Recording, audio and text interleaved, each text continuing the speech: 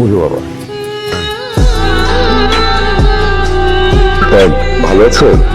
ভালো আছি, মন্দ আছি, খেয়েছি কি খাই নাই, এসব আলাপচারিতা করার সময় নেই। আমার কাছে time is money and money is time.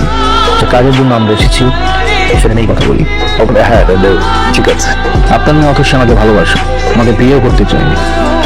সোনেক জিনিস unbeatable and peace the match day. হ্যাঁ ঠিক আছে। সোনার উপর আংটি দিয়ে এঙ্গেজমেন্ট করবো আমি। আমি আমাদের বিয়ের জন্য দুবাই থেকে স্পেশালি প্লাটিনামের রিং অর্ডার করে এনেছি।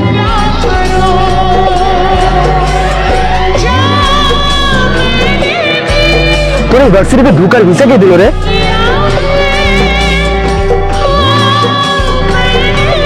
বুঝতে ছিল অত সে বন্ধ হয় কি করে? ওরকম লোয়ার ক্লাস ছেলে কাছে ওকে না ঠিক হবে না, আজকে বিদায় করে দাও। সরি। সরি কেন? আমি জানি কালকে তুমি বাবার কথাগুলো শুনে ফেলেছো আর হয়তো কষ্টও পেয়েছো। না না, কোনো সমস্যা নেই, আমি কোনো কিছু শুনি নাই। আচ্ছা যাই হোক, শোনো, আমি যেহেতু তোমার কাছে খুব ভালো ম্যাথ বুঝি, তাহলে তোমার কাছে শিখবো। কালকে থেকে আমি তোমার বাসায় গিয়ে শিখবো। কি শিখাবা? কিন্তু আমার বাসায় তো এই পরিবেশ নাই। তো সমস্যা কোথায়? তুমি যদি এরকম পরিবেশে পড়ে ইউনিভার্সিটি টপার হতে পারো, তাহলে আমি কেন পারবো না? বুঝছো? আচ্ছা ঠিক আছে। বাবা, আমাকে একটু চালান। ঠিক আছে, দিচ্ছি। কি করতেছো? বাসার মধ্যে থাকতে পারবা, ভাড়া দিবে না, এইরকম ভাড়া দিয়ে আমার দরকার নাই। ভাই আমি আপনার বললাম আমার 2 দিন সময় দেন, আমি সব টাকা দিয়ে দিতেছি ভাই। এই তোমারে তো সময় দিতে দিতে আমার ঘড়ি নষ্ট হয়ে গেছে, তোমারে সময় দেওয়ার আমার টাইম নাই। ব্যাক টু রেস্টুরেন্ট চলে যাবা।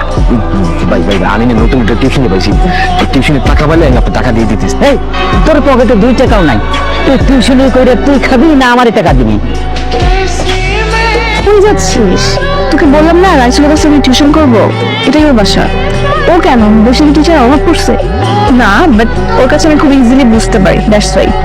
আচ্ছা বুঝলাম না, তুই ওটাকে প্রাধান্য দিচ্ছিস কেন? আমরা ওকে কিছু বললে আবার ওকে প্রোটেস্ট করছিস, ব্যাপার কি? দেখ এমন কিছুই না, ও খুব সহজ সরল একটা ছেলে। আমি জাস্ট ওকে সাপোর্ট করতেছি, দ্যাটস ইট। শুধু সাপোর্ট করতেছিস, আমার তো মনে হচ্ছে তোকে ভালোবেসে ফেলেছিস। দেখ ভালোবাসা টালোবাসা এখানে কিছুই না। তোরা হয়তো খুব রিচ কিড, স্মার্ট, ড্যাশিং ছেলে পছন্দ করিস, বাট আমার চয়েস একটু আলাদা।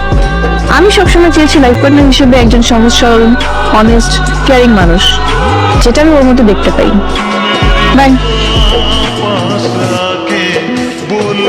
তো এই শুক্রবার আমাদের বিয়ে হচ্ছে। পা নামাও। বাবার বিয়ে হচ্ছে না। কেন? আমি যে রাইসুলকে চিনতাম, যাকে আমি ভালোবেসেছিলাম, সেই রাইসুল তুমি না। কিন্তু তোমার পরিবার, তোমার ফ্যামিলি এই রেসুলকে পছন্দ করে, ওই রেসুলকে না। বিয়েটা আমি করব, আমার ফ্যামিলি না। আমাকে অপছন্দ করার কারণ? তোমার অহংকার। আঙুল ফুলে কলা গাছ হয়েছে তোমার, ঠিক হঠাৎ করে পাওয়ার টাকার মতো। তোমার মতো একটা অহংকারী মানুষকে বিয়ে করলে আমি কখনোই সুখী হব না। তুমি আসতে পারো।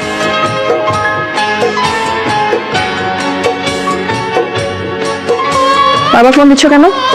কালকে আমার সাথে একটু দেখা করতে পারবা, শেষবারের মতো? ঠিক আছে।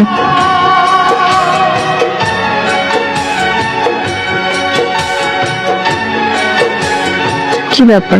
সে আগের বস্তি, স্যান্ডেল, শার্ট, প্যান্ট, মানে কি? তুমি ঠিকই বলছিল, খুব করে এতগুলো টাকা পাওয়ার পরে আমি অমানুষ হয়ে গেছিলাম। আমি এখন মানুষ উঠেছে, সৎভাবে উপার্জন করে নিজের পায়ে দাঁড়াতেছে। যে মেয়ে নিঃস্বার্থভাবে একটা ছেলেকে ভালোবাসতে পারে, সেই ছেলেটা সেই মেয়েটার জন্য পুরো পৃথিবী পুরো ফেলতে পারে। টাকা পয়সা, বাড়ি গাড়ি, ধন দৌলত এসব তখন কিছুই না। তাই আমি আমার যত স্থাবর অস্থাবর যত সম্পত্তি আছে, যা কিছু বিভিন্ন এতিমখানা মাদ্রাসায় দান করে দিয়ে এসেছি। দান করে খুব ভালোই করেছো। সবই তোমার ব্ল্যাক মানি ছিল। তুমি তুমি কিভাবে জানলে?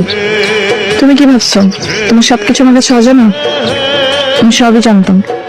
দেখো, অথচ আমি শুরু থেকে তোমাকে ভালোবাসতাম, তোমার মায়ে পড়েছিলেন, কিন্তু আমি জানতাম তোমার আমার ভালোবাসার কোনো পরিণতি নেই। আমি আমার নিজের অবস্থান জানি, আর সবকিছু নিয়ে ছিল টাকা।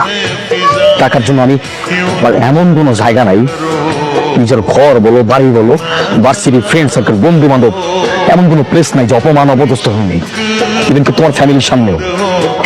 টাকা কিভাবে কামাবো এটা ছিল আমার প্রধান লক্ষ্য, সেটা বৈধ হোক আর অবৈধ হোক। তোমাকে পাওয়ার জন্য আমি সবকিছু করার জন্য রাজি ছিলাম, কিন্তু আমি জানতাম যতক্ষণ না পর্যন্ত আমি অনেক টাকা কামাতে না পারবো, তোমার ফ্যামিলি আমাকে গ্রহণ করবে না।